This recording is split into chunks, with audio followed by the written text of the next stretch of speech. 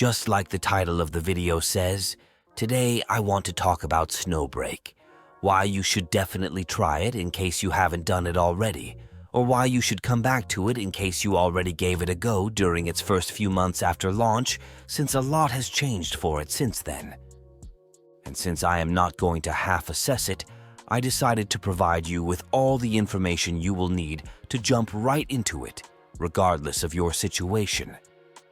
I will touch on what has changed since launch, which units you should go for, what equipment and stats they need, how the core aspects of the game function, and what you can expect moving forward from the developers based on the most recent news. So, without further ado, sit back, relax, open your notebooks, and sharpen your pencils, as today's class is hereby in session, and oh boy, it will be a long one. They lowered the weapon refinement from the original 5 copies needed down to just 2 copies to max it out. They implemented a new operation where you can farm all the limited logistic sets released prior to the current patch. 5 monthly standard weapon tickets and 5 limited weapon tickets were added. The new Paradoxical Labyrinth is a roguelike mode which you can farm each day and also get a free maxed out kinetic sniper rifle and additional tickets. And a lot, and I mean a lot, of highly cultured skins have been added. And with the new interactive skin for Enya just released, all of you cultured people need to give this one a try. And trust me when I tell you they have touched on a lot of different tropes, from feet lovers to both front and back assets lovers. Everyone will have a good time, not to mention the recent maid and nurse cosplay additions as well. They are also further doubling down on the culture direction by changing the rating on the game to 18+, so you know we are bound for a wild ride. Let me also touch on some aspects that can be considered issues for some. First, they removed all the male logistics art and English voices from the game. Also, the enemy AI really needs some improvements. I am talking mainly about the standard enemies, not the bosses, as you will notice on multiple occasions that some enemies will just run around the map to a specific place where they were programmed to run, which lets you shoot them without issues. While this might not be an issue for most players, as this effectively makes most of the stages a lot easier than they should be, those of you belonging to the FaZe clan who wanted to show off your skills might have no audience to do so. Another one is that some abilities will get stuck in walls, like Katya's AoE shooting mode, which they have started to address in the recent patches, but I still encounter the issue from time to time. And there are also occasions when your abilities might not hit any enemy if you pulled the trigger before the enemy spawned, so also pay attention to the timing of all the abilities that are not directly targeting the enemies. This is a very F2P-friendly game, while the banners still have the 50-50 mechanic as in other popular games, such as Genshin. In Snowbreak, once you unlock a unit, you can farm its manifestations, or the equivalent of constellations and eidolons from Genshin and Star Rail, completely for free. So just the first copy of a character is enough, as you unlock all its power by farming it over time. The weapon gacha is also more forgiving, as you only need 2 copies of a 5-star weapon to max it out. We also get a free maxed out 4-star weapon for the limited operative that is running at the time. Also, the developers for this game are probably one of the most down-to-earth ones I have seen in some time, as they clearly love their game, they want to see it succeed, and they have made plenty of good steps in that direction. Also, they actively listen to the players' feedback. Well, the CN players more so than the global audience. But hey, you can't have it all. Let us also quickly go over the main gameplay modes so you can know at a glance where to go and what to do each day. First, you need to go to the fight screen. From here, you will arrive at this menu, from which you can further diverge depending on what you are in the mood for. The main story is self-explanatory, I think. Go here to experience the main story of the game and also get some digicash while you are there, this being the main currency for your pulls. As a personal note, I do recommend paying attention to the story, as it is quite good and is also voice acted for most of the key moments, as well as having a couple of decent cutscenes. The main character for this game is also not a pushover and uses both his wits and martial skills to save the day and his girls each time. The later chapters in particular are even better. There is also a hard mode for the story stages, without any plot for them, but you can get additional rewards from clearing these stages as well. Also, it's worth noting that doing the main story stages during the patch they released will cost you no stamina, while doing them after the patch ended will cost you stamina. Next up, we have Gigalink. This is the co-op mode of the game, where you team up every week in order to farm the rewards. You can enter them at any point during the week before the reset, but they do take some time to complete in order to clear all the rewards, so either you save a couple of hours on the weekend or do one run per day. It's up to you. Dispatch. Here we have 3 additional modes. Underground Purge, which is basically the Spiral Abyss from Genshin, has the same 2-week reset and the same 4 chambers with 2 sides to clear each time, along with different effects for each cycle and the first 3 floors. But unlike Genshin, as there is no elemental system, once you have 2 main teams build, you are good to go until they decide to do an overhaul for this one. Also to note, like in Genshin, you have the one-time floors, which can be found in the abandoned area, and you can only claim the rewards once, and the floors, which reset every 2 weeks, which you can find in the Jotun Tunnel section. And apart from this, what is different compared to Genshin is that after each reset, you can choose the difficulty of the final 4 floors depending on your level. So even if you just started recently, you will be able to start consistently clearing this mode after you get your 2 teams built. Or if you already have your account built and just want to clear the rewards fast, you can always pick the easiest difficulty in order to save time. It will not affect the Digi-Cash reward, only the additional Titagen Crystal and Cash rewards. The crystals can be used in the shop to buy additional relic pieces or relic stat reroll items. Neural Simulation. This is your weekly boss mode, where you aim to clear each boss with a lower time on the clock in order to get more points. This can be seen as the playground for the whales, as of course more invested units will clear them faster. But you don't need to fret as an F2P player, as you are not missing out on anything. The faster clear times are more for bragging rights and profile decorations, but you can still get the maximum weekly rewards even if you take 5 years to murder the boss. Also, each boss has 5 difficulties you need to clear each week, and they of course reset, so each week another 2 bosses will be available. Furthermore, there is a quick play for the first 3 stages, so you can get most of the rewards each week without even needing to fight the bosses. As this mode is similar to the weekly boss system from PGR, you get 4 entry or quick play attempts each weekday and 8 on the weekends, so you can either clear them both in 2 days during the week or in one sitting on the weekend. And finally in this category, we have Tactical Evaluation, which is a one-time reward stage you can do at any point to get some additional Digi-Cash. Nothing fancy, but hey, additional currency is additional currency, so we can't complain. Moving on, we have the Personal File. Here we can unlock additional stories for the girls you have unlocked, as well as farm their shards to unlock their manifestations, which are their constellations or eidolons. You can get 2 shards for each 5-star unit for a total of 2 times per day, so you can farm 2 5-star units at the same time, but we also get additional entries at the start of a new patch, so for a brief period you can farm 3 units at once. 4-star units don't have the same 2 entry limit, but since you only get a total of 12 memory chips per day, and you need 2 of them to do a run, this means you cap out at 6 entries for 1 4-star unit, or 1 entry for 6 different 4 stars.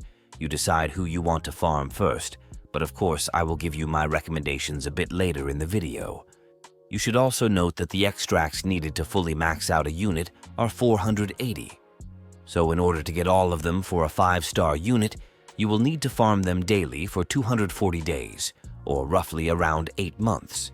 But considering you can farm 2 5-star units at a time, you will get 2 fully maxed out 5-star units per year, so you can get 2 entirely maxed out teams in 2 years of playtime, which may seem like a lot, but considering you can do it for free, the appeal is certainly there. It should also be noted that most of the units get their strongest manifestation within the first 3, so you do not need to go all the way to get the best value. And to touch on the 4-star units as well, You will need 80 days to max out a 4-star unit if you farm only that unit every day. So you will get a total of 4 maxed out 4-star units if you only farm them each year. But as the game hasn't released a new 4-star unit in a while, and the 5-star units are close to fulfilling all the required roles, you may not have an incentive to farm for them unless, of course, you enjoy their playstyle. Next, Operation. This is the main farming hub for your account. The main one that you will spend your time on is the newly introduced Mind Refinement, where you will farm the limited logistics set, which are the relics of this game for your girls, and potentially also Pot of Plenty at the start if you are low on cash.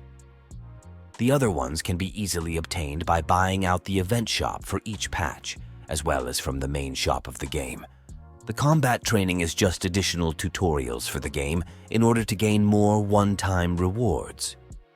Finally, Paradoxical Labyrinth is a roguelike mode where you go from chamber to chamber and choose your next path, resulting in your next encounter until you reach the final boss chamber. This one can be cleared at any point for a maximum amount of 100 times per day, although if you aim to do that, I am genuinely concerned and I think you should seek professional help. There are no time-limited rewards either. You can grind out the rewards at your pace until you get them all.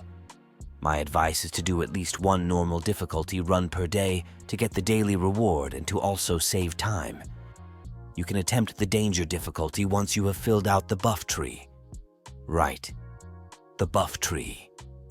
As you clear this mode, you not only get one-time rewards, you also get a currency to unlock buffs for your next run, so each run will make your subsequent runs easier. You can choose whatever buffs you want, depending on the team you are planning to run. But please note that there is no reset button for the buffs, so think a little before committing, or be that one guy who does 100 runs in a day and get all of them, whatever fancies you. As for the rewards, there are currently 80 available levels and you can get Digicash, a fully maxed out kinetic sniper and limited weapon tickets, as well as some decorative items, so it's definitely worth grinding them out. Plus the additional time spent admiring the impeccable design of your favorite unit's backside.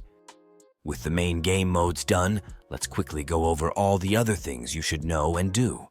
The Battle Pass follows the same format as the other popular gacha games, where you have to complete missions to advance its level. It has the same split between free and paid rewards as well, but it also has something different. For the final paid reward, you can choose between getting the skin or getting Digicash instead, which is a nice option to have. First, add at least 20 friends so you can get 20 additional stamina each day. Speaking of stamina, the maximum cap is 240, and one stamina refreshes every 6 minutes, so you only need to log in once and do your daily farm. You also get one free stamina item valued at 30 stamina each day at reset from the cash shop. In the main shop of the game, you should look at the regular supplies each day. I personally buy the fiber axons each day after the reset, as well as the purple weapon enhancements when they come up. You might be tempted to get also the 4-star weapons, which will refresh daily here, but since the cost for one is hefty, I recommend only going for copies of either Strawberry Shortcake or Prismatic Igniter when you can afford them. The Event Exchange Shop is where you exchange your Underground Purge for Logistics or the Logistics Talent Change item. There is also the Neural Simulation Shop where you can purchase additional shards for some units. I mainly buy the Golden Quantum Cell here, which is used to further boost a unit's abilities. The Circulation Hub, the first shop in this section, is the Selected Rewards 1, where you can use the premium currency you get from pulling to get additional pulls or 5-star standard weapons. I would recommend going for one of the weapons first, and you can go for the pulls if absolutely necessary. The Quality Rationing is where you will use the standard currency from pulling. Get the monthly pulls from here as well as the Quantum Cell if you can afford it. The Logistics Officer's Hub is where you can exchange for standard logistics sets, and since some of them are still broken, it's definitely worth farming for them. The Logistics Elite Officer's Hub is the same as the previous one, but you can farm a limited event logistics set. Decomposition. Here you can exchange the extra shards you get after you have fully maxed one unit with the shards of another unit. And the weapon exchange is where you can dismantle a 5-star weapon in order to get shards to get another 5-star weapon. A very important note here. You can only exchange for 5-star weapons you have currently unlocked. You cannot exchange for a weapon you did not pull for, so don't make the mistake of sacrificing 3 weapons in vain. Oh yeah, you need 3 weapons to be scrapped in order to get the currency to get the weapon you want from the exchange. Data Resource is a quick digicash to ticket exchange. You don't have to ever be present here unless you want to quickly calculate how many tickets you have, as the game will automatically convert your digicash to the tickets needed while you pull. And finally, at Choice Products, you can use the currency you get by buying the monthly $5 digicash pack from the cash shop to exchange for different skins, weapon skins, chat stickers, and emotes, or to give the main character a pair of glasses if you don't like his hoodie. For the Event tab, you will see the events that will be available in this patch. Some of these will vary between patches, but some of them are pretty much a staple, such as the Material tab, where you will farm the currency from the current event in order to buy items from the event shop. Don't also forget to try to complete all the challenges from the Mission tab, as these will provide a decent amount of additional digicash and additional event tickets. Speaking of what to buy from the event shop, you should mainly look at the event gacha tickets, the weapon attachment, as this can be used with any weapon of the same type, and the 4-star weapon if you do not plan on rolling for the signature weapon. But I would recommend at least getting 1 copy of the 4-star weapon, even if you plan on getting the signature, as you may not know when it could be used on another unit in the future. For materials, you should get all of them, especially if you are just starting the game. But if you are playing for a couple of months, you could limit yourself to just getting the purple and gold items if you want to save additional tickets to farm the limited logistics set from the limited shop. Oh, and before I forget, the coolest thing present in the game is the dorm system, which you can access by going to the base section from the start screen. Here you will find all of your units either chilling around on the base floor, where you can talk with them, or in their own rooms on the upper floors. Each unit's room can be filled in with purchasable decoration from the decor shop with opal vouchers, and some of them will come with an interactable scene by either just the unit or the unit, and you as well. You can tell which decoration will come with an animation by checking if it has the icon on it. In order to place the decorations you bought from the shop, you need to speak with the unit you bought them for, go to the gift option, and select the decoration you want to give her. These decorations will not only provide a cool way of additionally interacting with your units, but they will also increase the bond level of the unit you are gifting the decoration to. Raising the bond level of a unit will unlock that unit's story, and every 10 levels, it will provide a 1% stat increase that will be shared between all versions of that unit. You will also get some digicash rewards in the process, as well as an avatar at level 30. The maximum bond level is 50 at the moment. Building on top of this, as you keep raising each unit's bond level, you also raise the dorm's comfort level, and you can unlock even more digicash and avatar rewards. To get the currency needed to buy the decoration, you need to complete 2 puzzles each week, buy them from the event shops, or get them from the mail on different occasions. To complete the puzzle, you need to collect these cube things every week in order to get puzzle pieces. For the recommended logistic and weapon sets, I would say you can easily follow their recommendation from each operative's profile in-game, as they are pretty much on point. You can also find some quick tips here related to some of the stats which may be confusing at first. And I would also not stress out that much about the logistic substats, as the developers have said they will give out more logistic sets with perfect substats in the future, and they have already started doing this with the release of 5-star Enya, where you can get not only her for free, but her best logistic set as well, all wrapped up in a neatly packaged bundle. Now, moving on to more juicy questions, the answer here depends. In terms of raw potential, Yao is the best choice from this one, as she has the highest damage ceiling out of all the standard units, especially if you manage to get her 5-star weapon as well. But considering they increase the amount of weapon banner pulls we get each month, It's only a matter of time before you unlock it. She is a great boss killer, works well with all the best support units, and is quite fun to play. Apart from Yao, Fenny and Life are the next two choices, as Fenny is a generalist shotgun DPS with a great tsundere mentality and will also serve you well in any type of content. She can also work just fine without the 5-star weapon, but if you manage to get it, she will appreciate it nonetheless.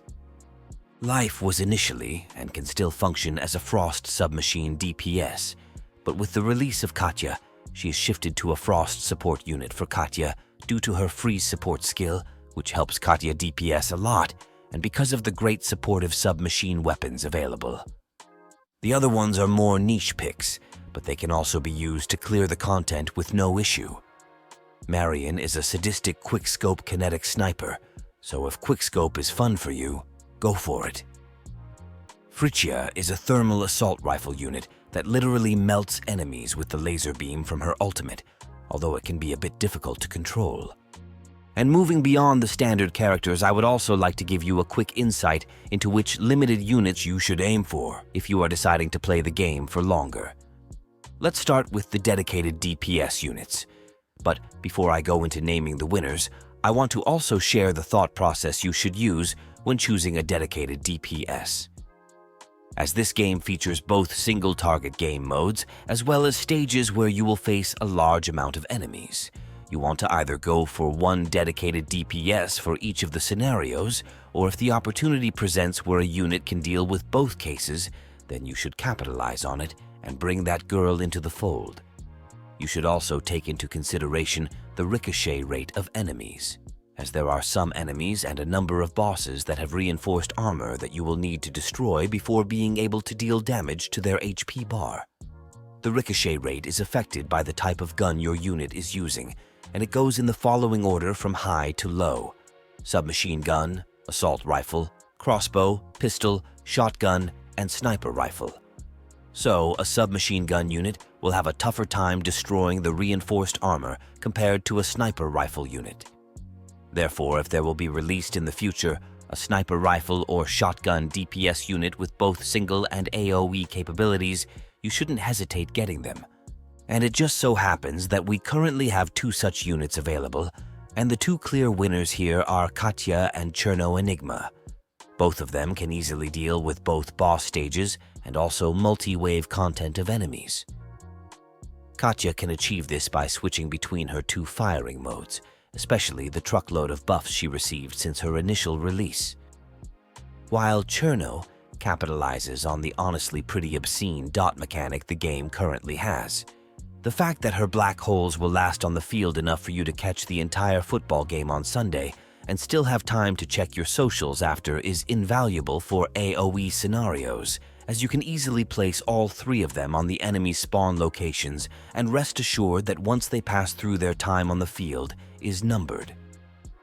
She also does extremely well in boss stages, as you can stack the dot on the enemy with each bullet hit, and her logistic set also allows this dot damage to ignore the enemy defense. Moving on to supports. For supports, you need to be on the lookout for ones with either universal buffs from their kit, or if you want to boost your main unit even more, for dedicated supports, which will further enhance the playstyle of that unit. As such, in regards to the first case, we also have two clear winners in Acacia Kaguya and Mauxir Shadow Ka. Both of them can work with any current DPS we have in the game, but since their buffs or mechanics are also universally applicable, they should work just fine with future units as well. What makes Acacia so good is that she is basically a version of Kazuha from Genshin, in which she is able to group the enemies with her skill and also reduce their elemental defense while at it. She can also group the enemies with her ultimate, and she also has respectable damage on her own, as between the grouping from her support skill and the amount of daggers from her active skill, the enemy will feel they entered one of Ramsey's kitchens. Shadow Ka will make any boss stage, which has an inclination to fly or run all over the place, a breeze, as she binds an enemy to Kebuche, and any hit you will do to Kebuche will be transferred to the enemy, with an additional damage on top, of course. Her Dewo's passive will also allow you to do a big nuke from time to time, especially if you are using a sniper rifle DPS unit with her. In regards to the second case, you can look at both Tess and the newly introduced Enya Exuvia.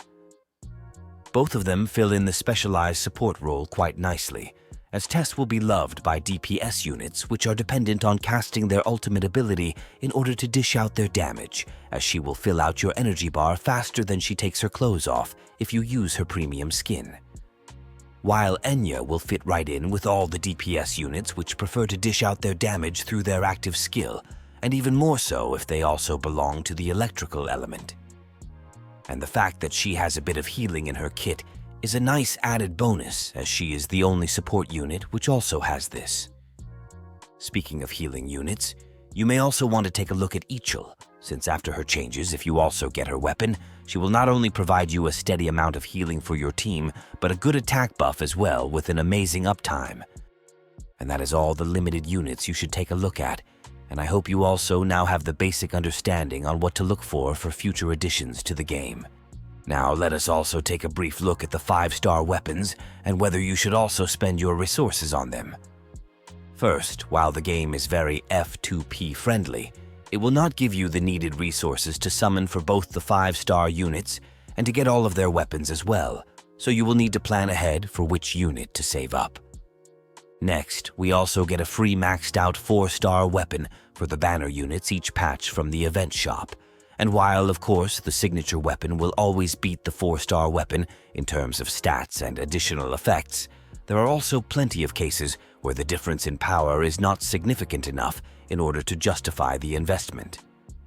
Also, important to consider is that since you only need 2 copies of a 5-star weapon to max it out, and the difference in power between the base version and refined version will be almost double in most cases, you can also consider going for the additional copy of the weapon if you already found your main units and want to boost them further even as an F2P player. It will just take a bit of luck, a smidge of time and some banners to be skipped, but is definitely more achievable than in a Hoyo game to fully max out a unit in Snowbreak. With all of that out of the way, here are my recommended limited and standard weapons you can go for. I will start with the limited ones. For DPS units, you generally want to get their signature as it will provide the biggest damage increase for your team, considering the active DPS unit's damage is the most of your team's damage. But out of all of them, I would say that Katya's signature should be the most needed one, as it's currently the only 5-star crossbow in the game, and it also extends her time in the skill shooting mode. For support units, Moxier's signature, as this is the best support weapon, and you can slap this one on any submachine unit to boost your active unit to oblivion. As well as Ichil's signature, if you are using her, as this will be the best option to further boost your active unit. For standard weapons, the priority will be to get Yao's signature, as without her signature, Yao's damage really falls off a cliff. Apart from this, Life's signature is the next one you need to look at, especially if you are using her as a secondary DPS, and moving on Fenny's signature is also a welcome increase in her damage. You can also grab Star Ocean as an alternative for Haru if you do not want to spend on her signature weapon. Now, let me also demonstrate why having the proper substats on your logistics does not matter, or even having your weapons leveled on each unit, as I will clear the Underground Purge on the highest difficulty, with mainly using Cherno and Enya on the first side, and Katya and Acacia on the second one. You can see from the builds running in the background now that my builds are far from completed. This is to demonstrate that you can also consistently clear this endgame mode and get the maximum rewards after each reset. Also, before we start, if you are in a church right now, you may want to wait until you get back home before watching this gameplay, as I am a cultured man and I forgot to swap from my unit skins, so if you have trouble focusing on the gameplay, it's understandable. I also did my best to also miss some shots from time to time to further handicap the run, so the argument, but you were able to clear it only because you are skilled at the game, will be irrelevant.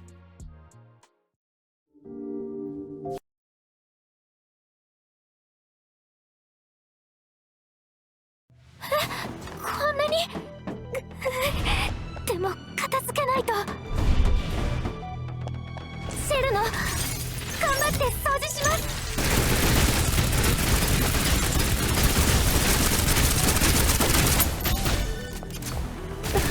たまたまです。もういいはずです。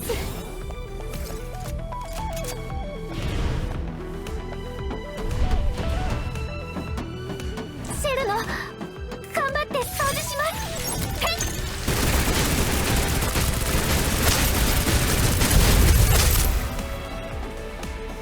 リロード急ぎます。早くしなきゃ。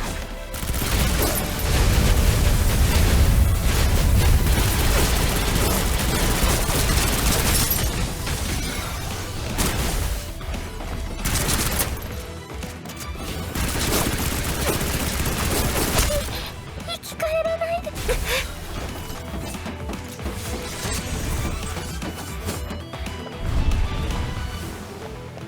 シェルの頑張って掃除します。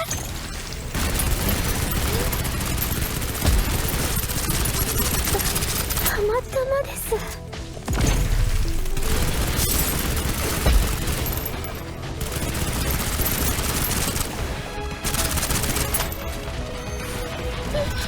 き返らないで。お姉さんのそばにいらっしゃい。光も闇も即刻滅します。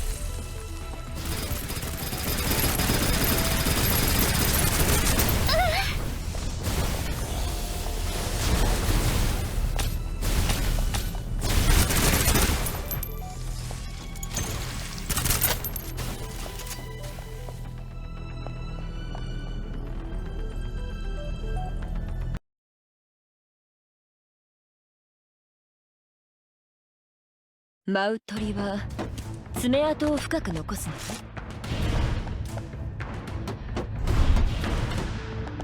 その視線、私だけのものにしてその勇気は褒めてあげる。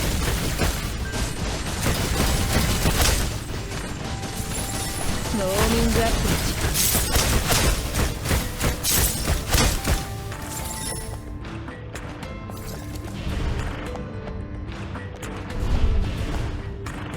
舞う鳥は爪痕を深く残す。さあ、お逃げなさい。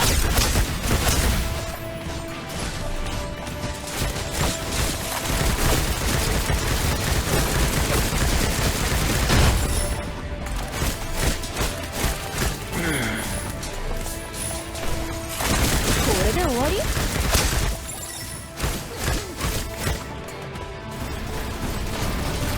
道を守って計算とかすり傷です。ご心配なく。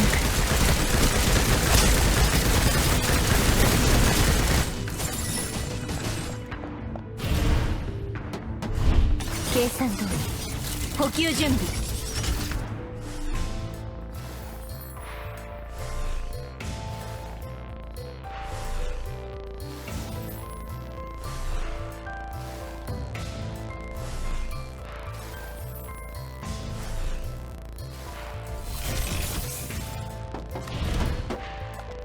その視線、私だけのものにして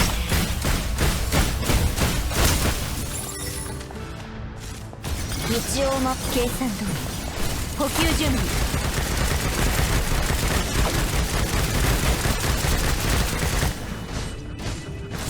残念、図星のようね。これで終わり？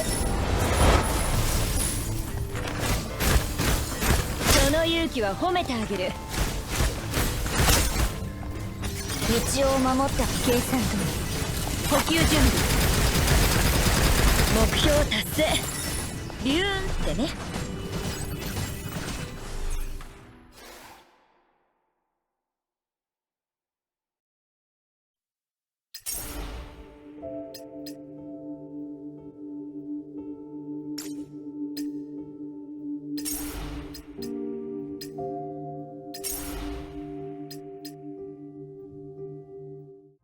And that is pretty much everything you need to know to quickly jump in and have a blast with this honestly great game. With even more planned gameplay updates on the horizon, the anniversary patch just around the corner, more promised amazing skins, and even more free units bound to arrive in the future. I believe this is a great time to give this game a chance and to start building your own dream squad full of attractive ladies. Let me know down in the comments if I managed to make you give this game a chance. And until next time, I am Professor Veritas Ratio, and remember, stay smart and sexy.